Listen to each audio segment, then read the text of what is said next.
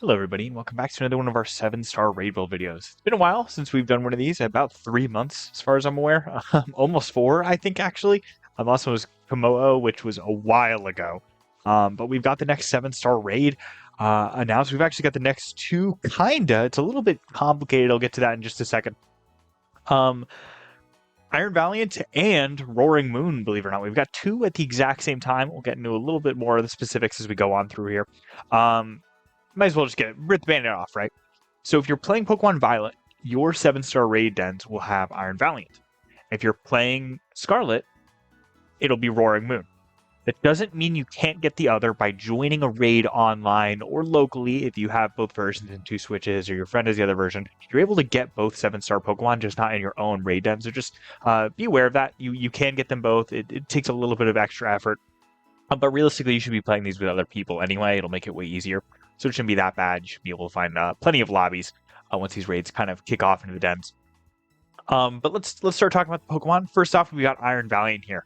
Iron Valiant, of course, is a Fairy and Fighting type Pokemon. Its Terra type is going to be Fairy, so it's not really changing types other than dropping that Fighting typing defensively, but it is going to power up its Fairy moves even more, so keep that in mind.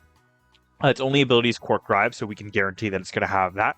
And it's got quite a few moves. It's mostly physical. It does have a little bit of a special. I don't think its special is actually that far behind. I think it has 10 extra points in physical.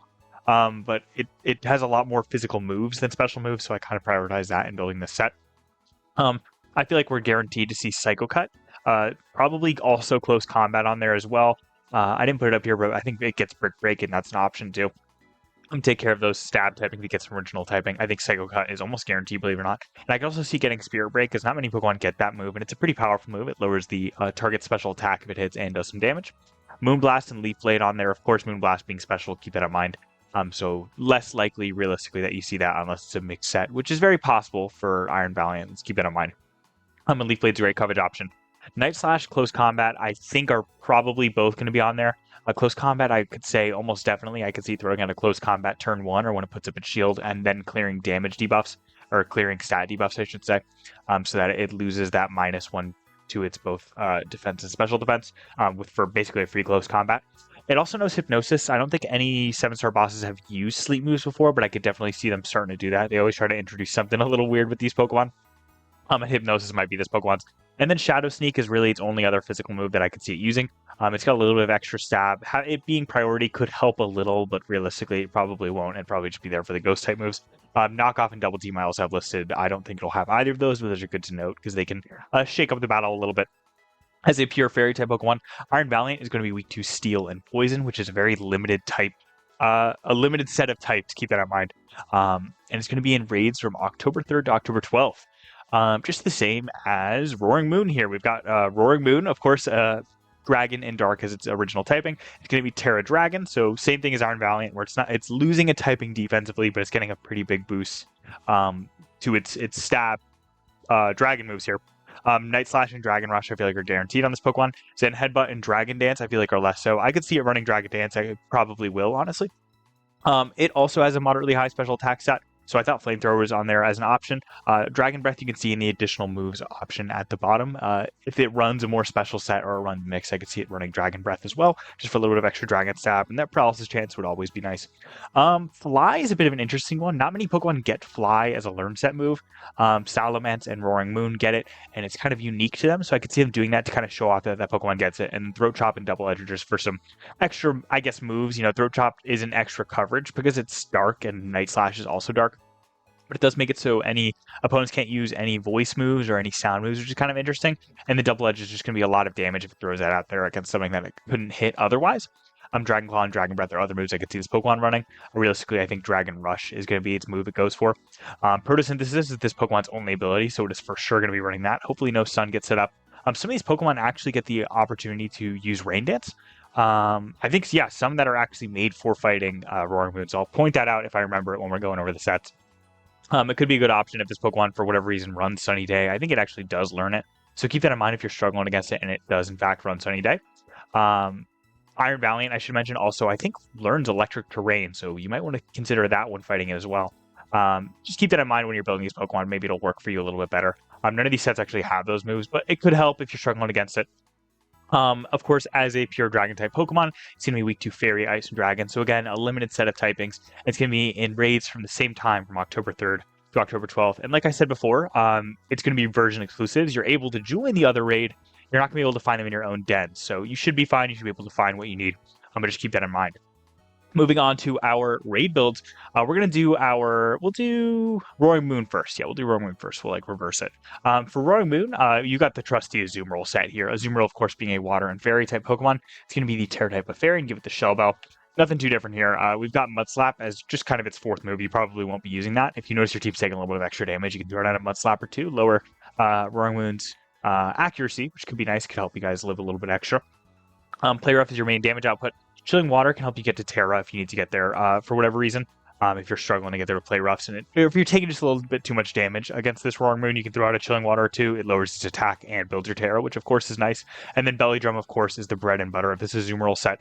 You get a Belly Drum down, whether that be because you were able to get Roaring Moon to miss an attack with a Mud Slap, or you were able to nerf its attack enough with Chilling Water, or some other teammates helping you out. If you can get a Belly Drum down and start throwing out Play Roughs, with that Shovel, you're going to be healing off all the damage that it's doing to you, and you're going to be doing a ridiculous amount of damage with Azumarill's huge power ability, as you can see there in the bottom right. When it comes to its EVs, I maxed out HP and maxed out attack. I put the last 4 points into defense. And when it comes to its nature, I made it adamant, which is plus attack minus special attack. When it comes to IVs, everything matters except special attack. You guys know how it is with physical attackers. Now, moving on to the other side of the spectrum, we've got Primarina here. Primarina, of course, being a pretty noteworthy special attacker. Water and Fairy, so the same type, Terra type Fairy, and you're going to get the Light Clay held at him, and immediately you'll know why. This Pokemon's going to be running Reflect. This is more of a support Pokemon than anything. You kind of want this running alongside your Azumarill than anything else. You've got Reflect, Chilling Water, and Helping Hand for obvious reasons to boost your Azumarill, whether it be it's taking less damage or for Helping Hand, so those play roughs do even more, be kind of huge. If for whatever reason you need a little bit of extra damage, you can press that Moon Blast, and you can help out your Azumarill or other teammates deal a little bit of damage to that Roaring Moon. Either of this Pokemon's abilities will work. Neither of them are really that great. I actually just realized I forgot to change or check the ability on a few of these Pokemon, so I'll show you how to do that, I think, if they're incorrect. But for Primarina, neither of its abilities really do a lot, so you can go with whatever you want, whatever you catch. When it comes to its EVs, I maxed out HP, maxed out defense, and put the last 4 points, I believe, into special attack. Yeah, and I made it bold, which is plus defense and minus attack. When it comes to its IVs, everything matters except attack stat, and when it comes to its nature, it's bold, which is plus defense minus attack. I don't think I said that before. Moving on to our next Pokemon, Clefairy. I love Clefairy. Any opportunity I get to use Clefairy, I'm going to try. Clefairy, of course, being a Fairy type Pokemon. Terra type is going to be Fairy, and you're going to get the Eviolite held at him. Very typical of Clefairy set here. You've got Life Dew to keep your team fully healed, Reflect, and Chilling Water to make it so Roaring Moon's not dealing a whole lot of damage. And then Helping Hand, once you guys are pretty stable and aren't taking a whole lot of damage, you can press that, so you guys are dealing a lot more damage. Friend Guard is this Pokemon's main staple. Reduces the damage output to your allies, which will be super nice. And I maxed out its HP, maxed out its defense, and for the last 4 points, I believe, into its special defense, just in case Roaring Moon runs a flamethrower special move. Otherwise, I guess you can do special attack. It won't really matter that much. You won't be doing a whole lot of damage anyway. When it comes to its IVs, everything matters except attack stat, and it's going to be bold, just like Primarina, which is plus defense and minus attack. Moving on to our builds for the other Pokemon, now we're going to be doing the Iron Valiant builds. We've got Metagross here. This is one of the Pokemon I don't think I changed the ability for. Metagross, of course, is a Steel and Psychic Pokemon with the Terra type of Steel, and it's going to have this Shell Ball held at him. This is just a powerhouse, but wow, I didn't even do its EVs. I got to do that real quick, too. This is a powerhouse of Pokemon. This thing hits like a truck. I'm sure any Metagross users know that. It's going to have Meteor Mash and Heavy Slam as both of its damage options there. Heavy Slam, I did the calculations. I'm pretty sure actually does a whole lot more than Meteor Mash, but Meteor Mash, if you check it here, I think I can do it this way, it boosts the user's attack, or has a chance to boost the user's attack stat, which can be kind of useful. Iron Defense on there in case you're taking a little bit too much damage, and you want to kind of reduce that a bit. And then Reflect, I'd lead with a Reflect if possible. Yeah, this Pokemon's ability is wrong. You know what? We'll spec this Pokemon real quick. You can see I'm just in the middle of the field. We'll do. Oh, I don't have the proteins I need. Do I have? I got plenty of muscle feathers. So here, we'll get this Metagross into our party. We'll show you how to EV train, I guess. So when it comes to Metagross, you want to max out your attack stat. Do I have HP ups? Not enough. We'll use what we have. Max out its HP stat with either health feathers or HP ups. And then put the last little bit into its defense. And then when it comes to its ability, ooh, is this its hidden ability? No, I think it's on its hidden ability right now. Luckily, I have a bunch of ability patches because I'm in Master Ball for ranked every season because you want it to have clear body. So there you go. There was me kind of building a Pokemon up. So that should be all good to go. Do these Pokemon have the right? Yeah, I think they do. Right abilities I wanted to check. But yeah, so that's how you build a EV traded Pokemon really quickly if you have all the resources. Clear Body mixes this Pokemon in case Iron Valiant does any stat debuffing moves. It just won't work. They won't work at all, which will be very nice. When it comes to its EVs, I already explained that. IVs, everything matters except its special attack stat, and its nature is going to be Adamant, which is plus attack minus special attack. Again, Heavy Slam does do more than Meteor Mash, but the chance for an attack boost from Meteor Mash can't go unnoticed. So maybe go for a couple Meteor Mashes, hopefully get an attack boost or two, and once you Terra, start whipping out those Heavy Slams for some ridiculous damage. Moving on to our next Pokemon, the good old-fashioned Goldango. Goldango, of course, is a Steel and Ghost Pokemon. It's going to have the Terra type of Steel and also hold the Shovel Hell at him. This was just, I literally had this exact moveset already on this Goldango, so I guess I've used it in the past. Nasty Plot and Make It Rain are obviously this Pokemon's main damage output. You might want to use a PP Max on Make It Rain, so you can use a couple more than 5 of them. Recovers on there, in case you get a little low on health and your team's not healed cheering. Reflect again. Good to set up a Reflect, because then you'll be taking less damage as a team. It's very good. And if you notice your teammate didn't use it, even though you're not really a support Pokemon, go for it. It's indescribable how much of a difference Reflect can make for your team.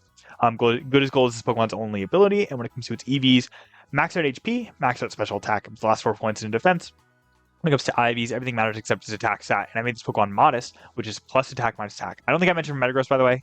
I might have. He's Adamant, which is plus attack minus special attack. So literally the opposite of Goldango. Moving on to our last build here, we've got Corviknight. Of course, Corviknight is a very, very powerful defensive Steel-type Pokemon, so it fits perfectly here.